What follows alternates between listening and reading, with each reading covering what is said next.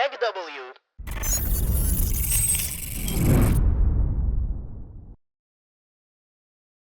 What's going on, guys? This is Miasin and welcome to my Nordic deck profile.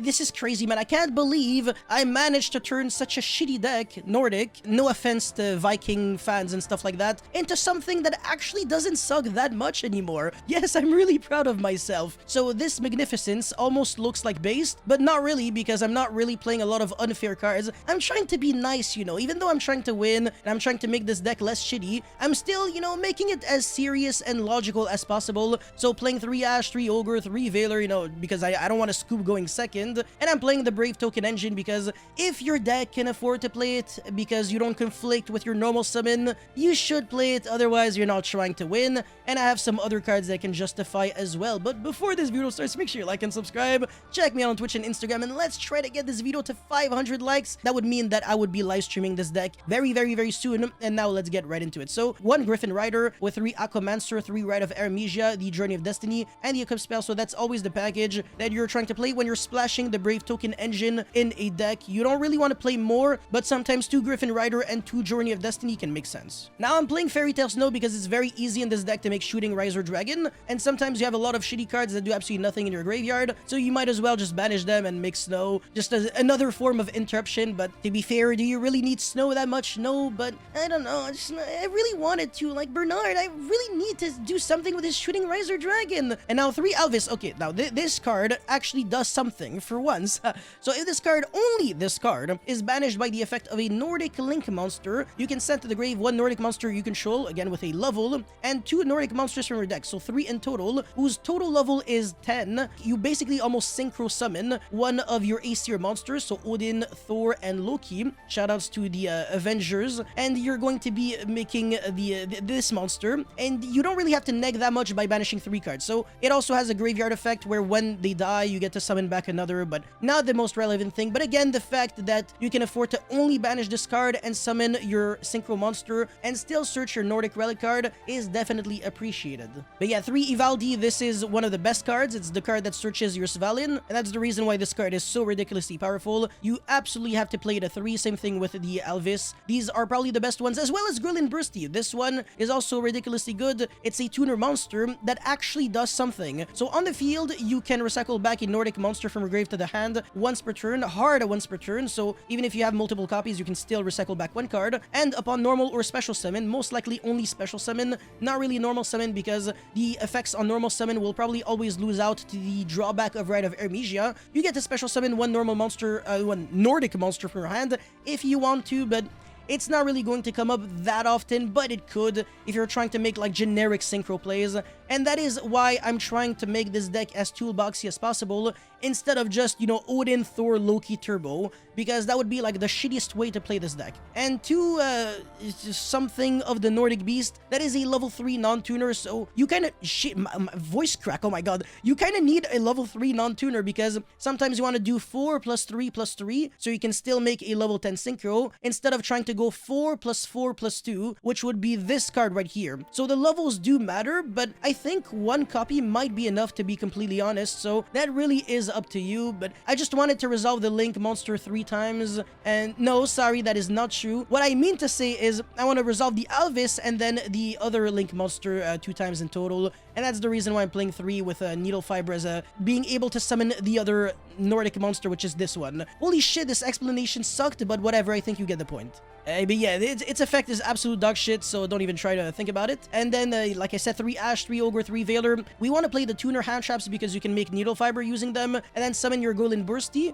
Like, access to Needle Fiber gets you access to Odin. That's actually sick. But yes, very nice move. And then 2 Dverg. Again, 1 might be enough. It's level 1, which is very bad. You can't really do much with a level 1 monster, and it's also a non-tuner, but it has a nice double summon effect on the field. And by the way, way, even under Rite of Aramesia, its effect is not cancelled out because it's not an activated effect, it's rather a continuous effect that you get to apply, and Rite of Aramesia only prevents you from activating the effects of monsters that were not special summoned. So that's about it. And then, yeah, 3 Magician Souls, 2 Illusions of Chaos. You really want to draw cards because drawing cards is important.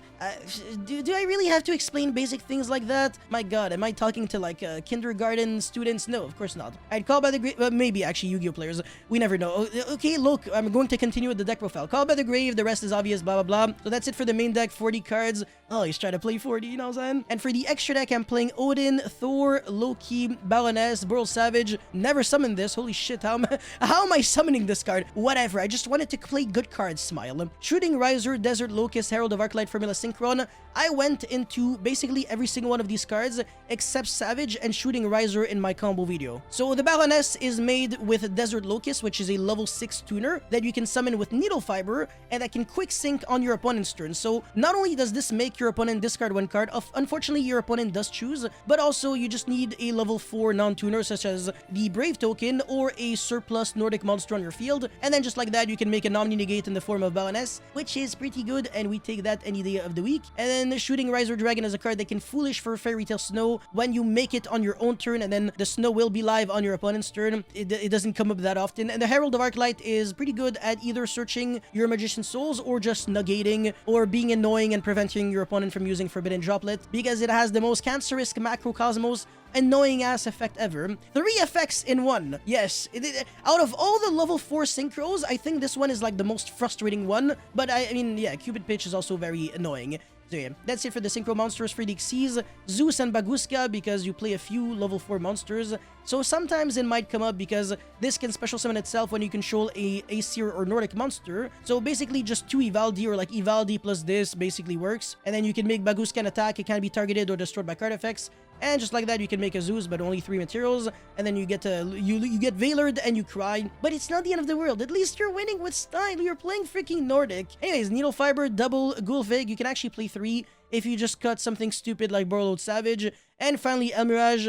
I guess it comes up sometimes when you want to recycle back a card with Gurlane Bursty. But to be completely honest, it's not that big. I still think it might make sense to play. So that's it for the main and extra deck. Now for the idea section, Shifter is very stupid, don't play it. Shirano's Spirit Master is actually hilarious. Going second, it's almost good. Almost good, because you can banish it with the Gulvig and destroy a card on the field. Face-up card, actually, your opponent controls. God damn, this is actually not too good. Alright, Kaleido Chick is actually hilarious. You can actually cuck your opponent by, you know, using its effect, and then your opponent can't use or activate effects on the battle phase. So if your opponent has like Ray in the graveyard, you can jump over Shizuku and the Ray doesn't come back. Or if your opponent has like Dante with Graph and Seer underneath and Beatrice and stuff like that, nothing floats, etc. So Kaleido Chick is very important when it gets banished. Same thing with like Shirano's Spirit Master. These kind of monsters, they are like some of the only monsters in the game that really benefit a lot when they're banished and do not conflict with Gulvig, because a lot of people might be thinking, yeah, but the Thunder Dragon engine might be good in this deck. No, because you're trying to like special summon monsters, and that again conflicts with the fact that you're locked under Aesir only when you use the effect of Gulvig, and that's really annoying. But yeah, anyways, for the other cards, Vanadis, this card, yeah, no, this card completely sucks. I don't play this card.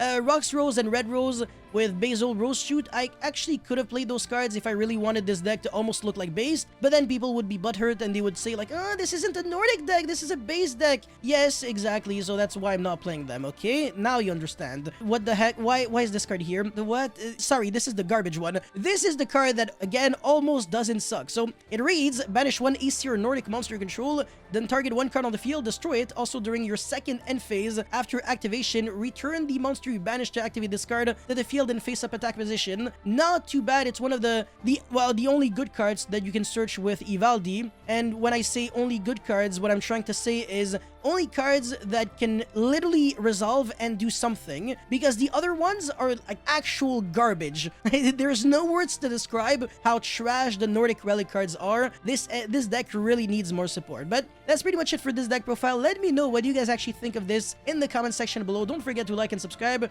I'll see you guys very soon. Peace.